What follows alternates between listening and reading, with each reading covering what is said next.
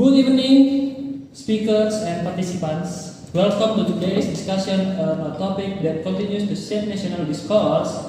Indonesia's news capital, Nusantara, is it in danger of becoming a ghost city, and what will this mean for Indonesia?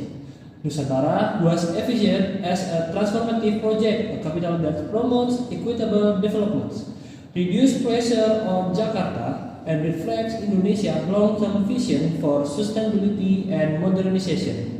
However, recent assessments reveal concerns regarding slow construction progress, limited residential infrastructure, investor hesitation, and uncertainty surrounding the relocation of civil servants. This challenge raises a crucial question. If Nusantara struggles to grow as planned, what impact could this have on Indonesia's political, economic, and developmental trajectory? Today's forum aims to examine this issue through evidence, expert insight, and multi-sector perspective. Before we start our focus group discussion, let me introduce myself and my friends. My name is IMADUDDIN DARMAWAN. My name is Za'im Rashif. My name is Rashif. My name is CHANDRA PERMATA JAYA. My name is RAISSA ARDIYANTI. My name is CAROLAUS KASETYAN. My name is AURALLY FERDINAND. My name is RAISSA. Thank you for lending your expertise to this session. So, what is your analysis regarding the risk of Nusantara becoming a ghost city, and what are the strategic implications for Indonesia? Start from Mr. Za'im. Okay, firstly we must look at the economic reality for the local people. The government promised that moving the capital would bring long-term prosperity to East Borneo. But the reality is a painful boom and bust cycle. Small business owners such as laundry service and food stalls report that their trade has collapsed this year. As construction slowdowns due to budget cuts, workers are leaving the area, causing local incomes to drop by as much as 50%. This proves that the current economy in Nusantara is not sustainable. It relies entirely on temporary construction work, and when that stops, the local economy dies. So we cannot ignore the several social and environmental costs of this project. A modern capital should not be built by harming the people who already live there. Like the Bali people are suffering because new construction has blocked rivers and caused flooding, which destroy their harvest. Worse, will the city promise high-tech facilities? Locals are losing access to clean water due to pollution. Environmental groups are also report that over 200 hectares of mangrove forests have been cleared. We are essentially building a new city at the expense of the environment and the local community's livelihood. Okay, anything? Okay, in line with Mr. Za'im, so Nusantara, Indonesia's so-called green capital, is a massive environmental disaster. Why? It has wiped out 20,000 hectares of rich forest in just 5 years through logging and plantations, destroying homes for endangered animals like orangutans and proboscis monkeys in a key wildlife area. Quarrying for its materials jumped from 16 permits in central Sulawesi in 2020 to 51 in 2024, causing landslides, floods, dust clouds, and 2,422 cases of breathing problems in nearby people in 2023 alone. On money matters, Nusantara's 466 trillion rupiah price is a huge waste for a pure country, pulling cash from health and schools to build an empty ghost city. Funding got cut by over 50%. Almost no government workers, under 1,000 out of 2 million planned, want to move, and building has stalled. Like Mr. Za'im said, local shops have closed. Indigenous Bali people lost their land without fair pay, and only rich investors benefit while poor folks get left behind. In government terms, Nusantara is a total mess, not fixing Jakarta's thinking, but creating confusion, with people doubting it and leaders losing trust. It's a pointless money pit from bad planning that hurts Indonesia's future. That's from me. Okay, when we talked about money, first, there's a big money problem. The government's budget for building Nusantara dropped a lot in 2025 because the new President Prabowo focused on other priorities. The budget fell from about 2 billion in 2024 to only around 700 million in 2025. Also, private investors are afraid to invest because of uncertainty, so there's not enough money to finish everything on time. And without enough funds and investors, construction slows down a lot. And this makes it very hard to build a city properly and raises fears that Nusantara could become an empty ghost city instead of a lively capital. And the second one, the local economy is not doing well because construction is slowing down, as I said before, and many small businesses like laundry shops and food stalls lost customers since there are fewer workers and visitors. Many workers leave the area looking for jobs elsewhere, so local people lost income, and the current economy depends almost only on temporary construction jobs which do not last long, and this means the local economy is weak and cannot grow steadily without the new constructions and more people living in the city. And last but not least, many civil servants who are supposed to work in Nusantara have not moved yet. This is because housing and public services like clean water and electricity are still not ready or insufficient. Key constructions like government offices and the international airport is still incomplete or delayed. For example, like only some parts of the government's core are finished, and the airport will only be ready for commercial use after 2026. This slow and incomplete constructions means Nusantara is not yet a full functioning capital city. It remains less lively and less attractive for people who live or work there, making the struggle to make it a real capital even harder. Okay.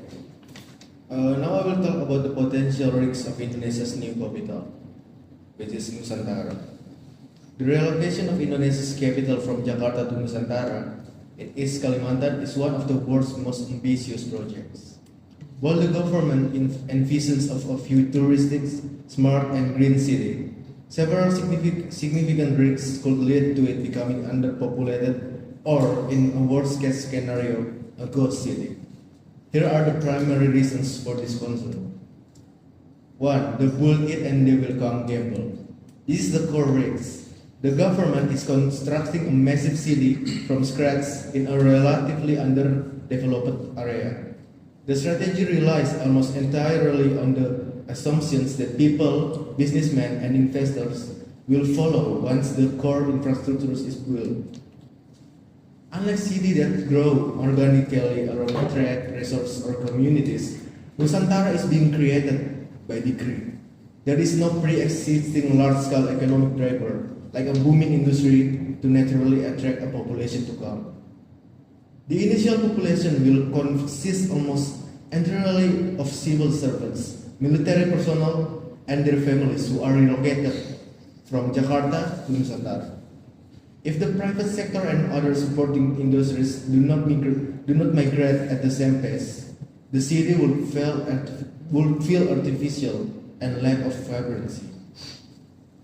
The next thing is, a city cannot survive on government presence alone. It needs a robust private economy. The project of Nusantara is highly dependent on both domestic and foreign private investment. which is supposed to cover about 80% of the cost. Economic downturns, geopolitical issues, or a loss of investor confidence could lead to stalled project, half-finished buildings, and a lack of job opportunities beyond the government sector.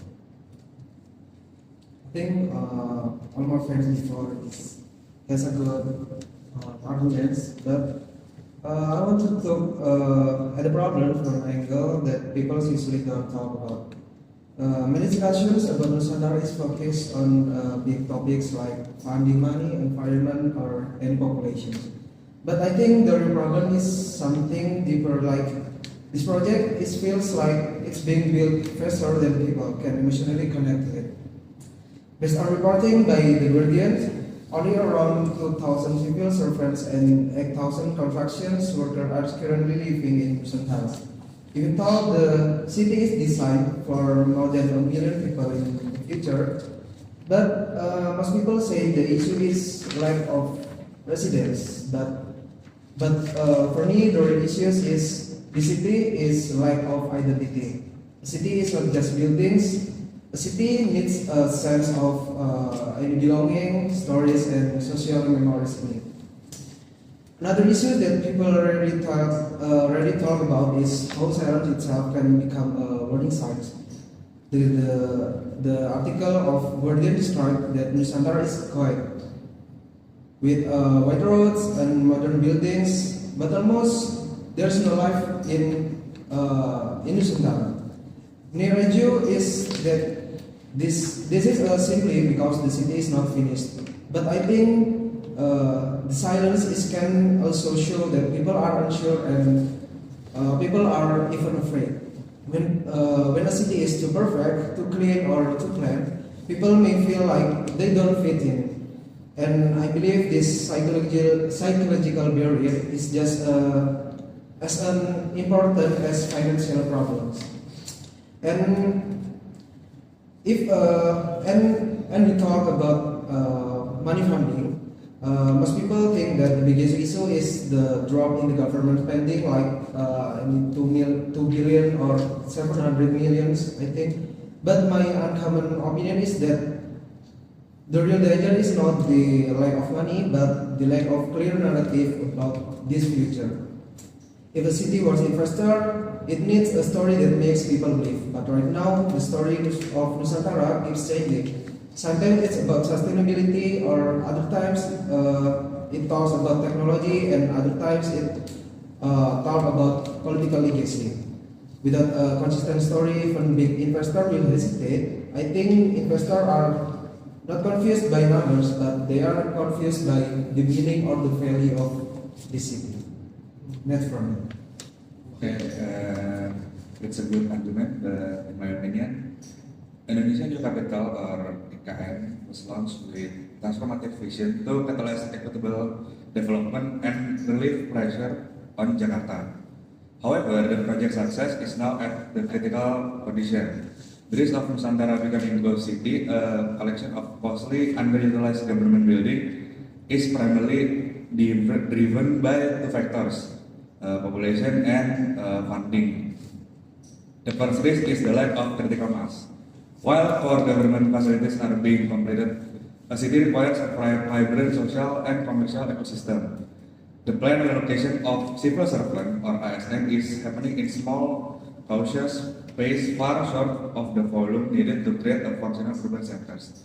Without business, school, hospital, and crucially large resident population, the capital will fail to generate the necessary economic activity, leaving the government facilities isolated. Currently, the city relies heavily on approximately around 2,000 civil servants and construction workers, a number far short of the long-term target of around 1.2 million residents.